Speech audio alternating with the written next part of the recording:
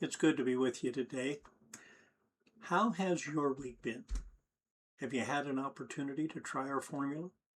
Maybe something happened that didn't go quite the way you expected. If so, perhaps you took a moment to recognize, pause, ponder, plan, and act.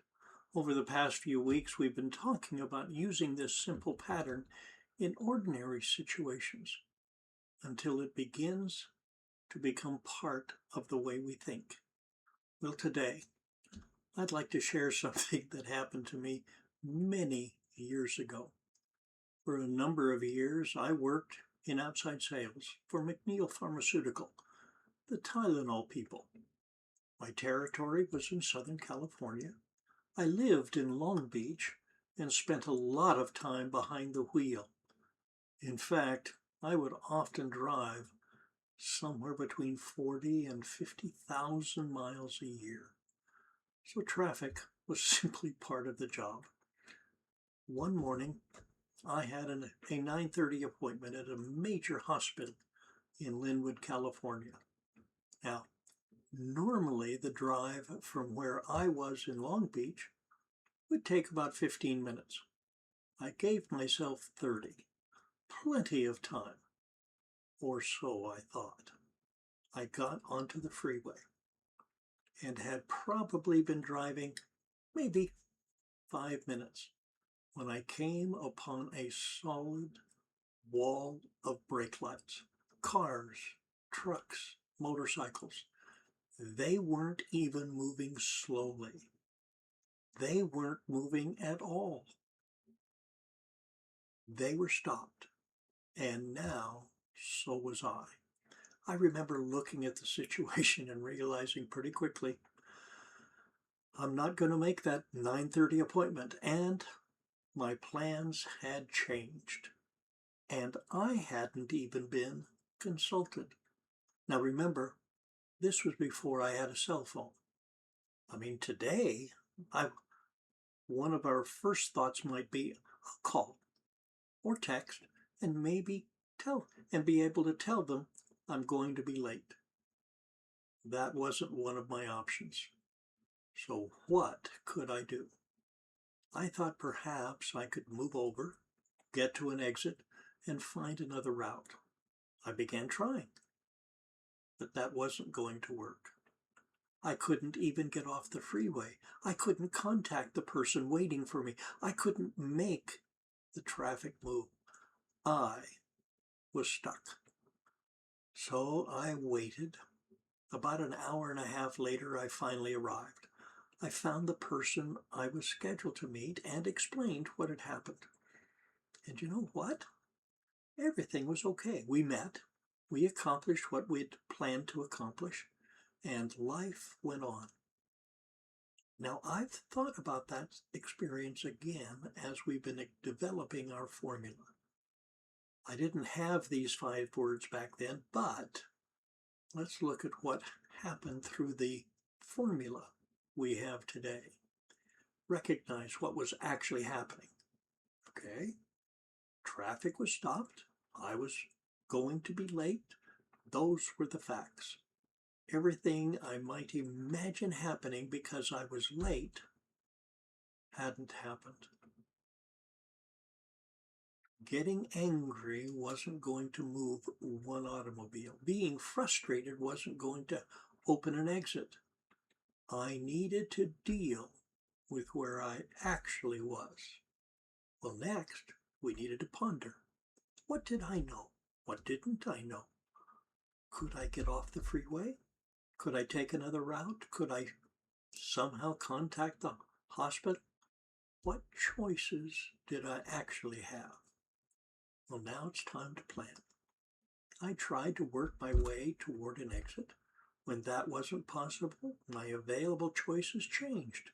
Eventually, the best plan I had was very, very simple. Wait. Sometimes the next thoughtful step isn't doing more. Sometimes it's recognizing that there isn't anything useful we can do at that moment except remain calm, stay safe, and wait for circumstances to change. Then act. That's what I did. When traffic finally began moving, I continued to Linwood. I arrived, I explained, and we went forward from there. Now, let me ask you something.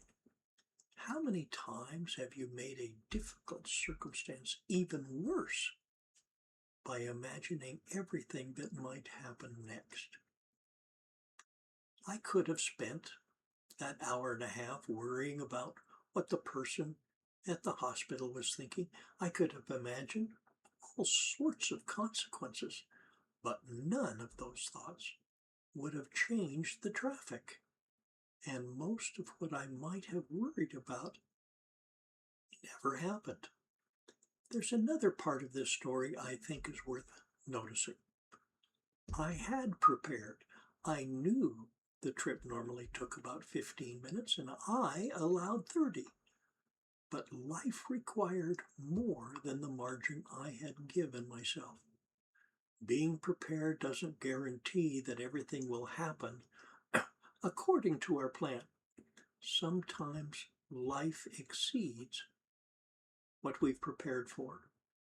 That's when the way we think becomes especially important. Being ready doesn't mean our plans won't change. It means we're better prepared to respond thoughtfully when they do. Maybe traffic changes your plans. Maybe an appointment gets canceled. Maybe someone suddenly needs your help. Maybe something takes much longer than you expected. Maybe the weather changes. Maybe the power goes out. We cannot control every situation and circumstance, but we can work on how we respond to those situations. So sometime this week, when life changes one of your plans, and sooner or later it probably will, try the formula. Recognize what is actually happening. Pause before frustration makes the decision. Ponder what you know, what you don't know, and what choices you actually have. Plan the best next step available. Then act. And if that action doesn't accomplish what you need, look again. What is happening now? You may have learned something you didn't know before. Recognize again and continue. Then when the situation has passed and you have a quiet moment, look back. What happened? How did you respond? What did you learn? What might you carry with you into your next surprise? Because today's experience may help us become better prepared for something completely different tomorrow.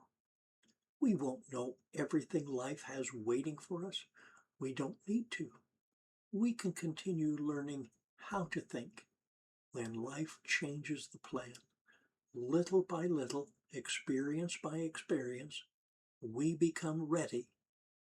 Now, until next time, be safe, be well, be happy, so you can be ready.